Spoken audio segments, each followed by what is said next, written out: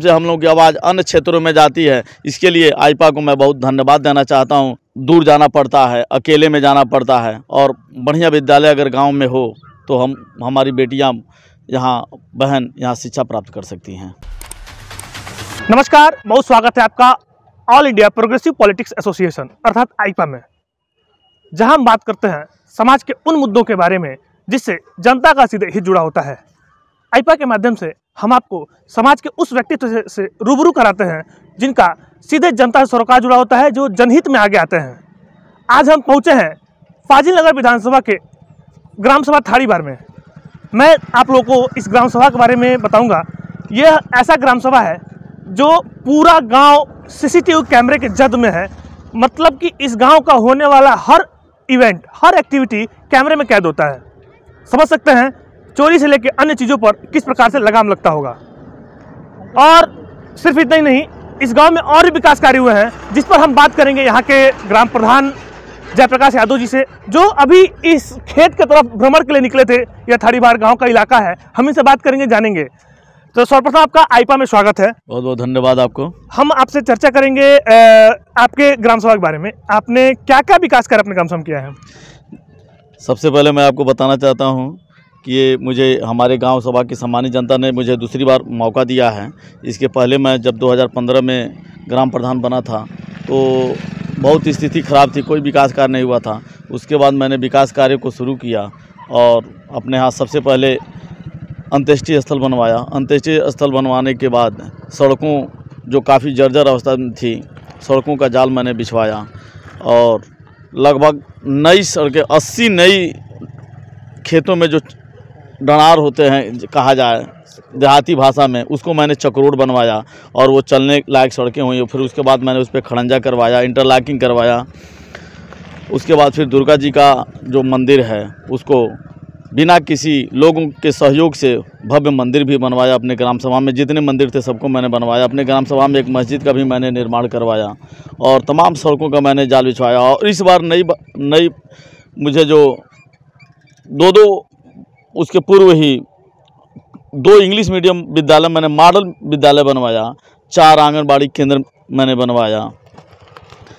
नए ग्राम सभा उसमें नए बार जब मैं प्रधान हुआ हूँ दूसरी बार, इसके पहले मेरी पत्नी थी, दूसरी बार मैं जब खुद हुआ तो एक बहुत ही खूबसूरत सरकार की शानदार स्कीम का मैंने अमल में लाया और मनरेगा पार्क बनवाया।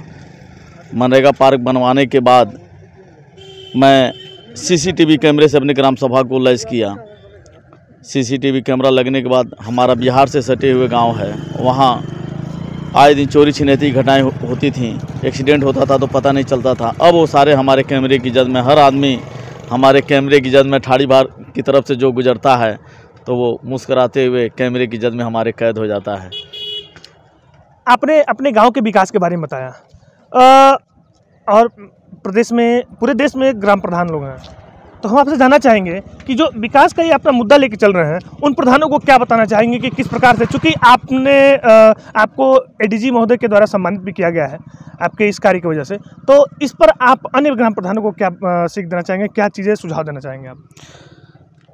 जी देखिए, सबसे पहले तो मैं ये कहना चाहूँगा कि गांव की सम्मानित जनता ने आपको 5 साल के लिए मौका दिया है, तो उस मौके का आप लाभ जरूर उठावें, अपने क्षेत्र में कार्य करें। जनता आपको, आप काम करेंगे तो जनता आपको दोबारा अवसर जरूर देगी। सरकार आपको विकास करने के लिए पैसा दे रही है और हमारे डिजिटल भारत में सबसे पहले विकास की कड़ी के रूप में गाँव आता है, तो गाँव का विकास गाँव का प्रधान ही करेगा। तो सबसे पहले हमको आप सभी से, अन्य प्रधानों से यही गुजारिश है कि जो सरकार पूंजी दे रही है विकास करने के लिए, उसको हम विकास के रूप में करें, तभी हमारा नाम होगा।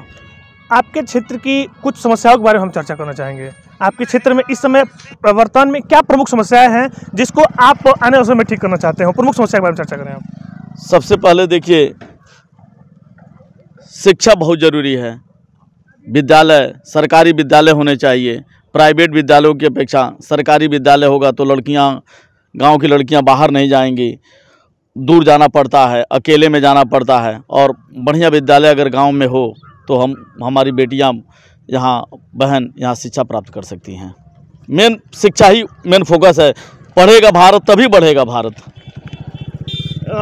हम जैसे विधानसभा चुनाव का समय चल रहा है, तो एक सवाल आपसे करना चाहेंगे कि आपके हिसाब से एक कुशल नेतृत्वकर्ता कैसा होना चाहिए, एक कुशल राजनीतिज्ञ कैसा होना चाहिए आपके हिसाब से?